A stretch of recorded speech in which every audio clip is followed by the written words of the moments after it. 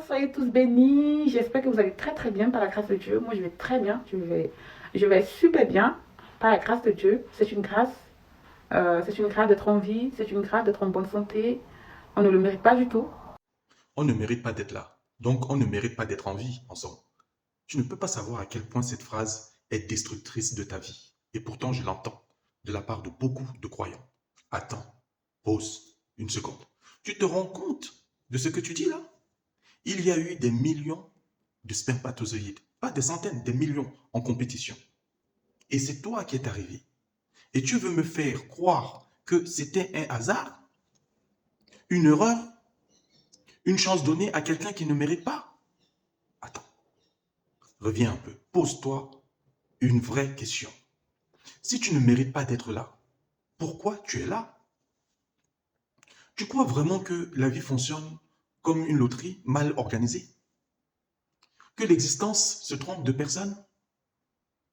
Quand tu dis je ne mérite même pas la vie, regarde ce qui se passe. Tu programmes quoi exactement?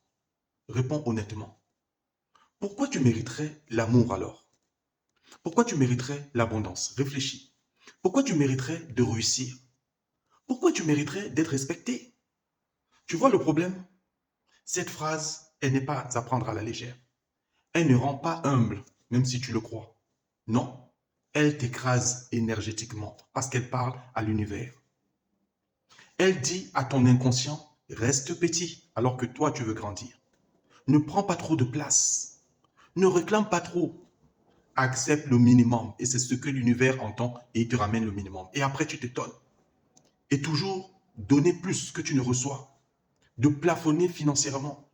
D'attirer des relations toujours déséquilibrées. D'être fatigué sans raison claire. Tu pries, tu vibres la culpabilité. Tu remercies, mais tu te dévalorises. Comment tu veux que ça marche? Tu parles d'amour, mais tu te nies toi-même. C'est une contradiction énergétique. La vie ne te doit rien, d'accord? Mais elle ne te crée pas par erreur.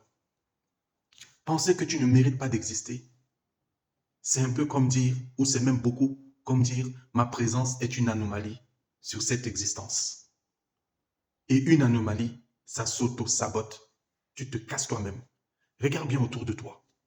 Les personnes qui répètent ça sont souvent des personnes gentilles, c'est vrai, des personnes croyantes, dévouées.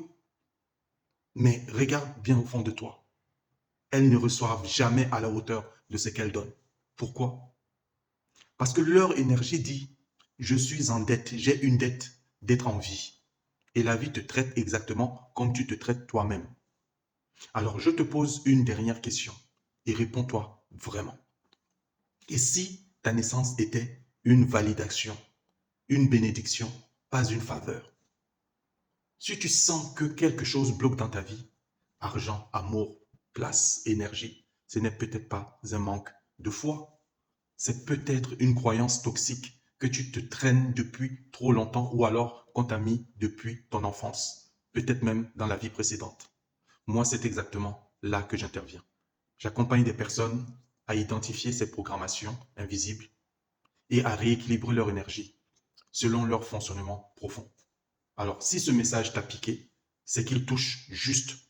Contacte-moi, mon lien en bio ou message privé. Et partage surtout cette vidéo parce que beaucoup de gens s'auto-sabotent en pensant être spirituels. Tu mérites mieux que ça. Tu mérites d'être en vie.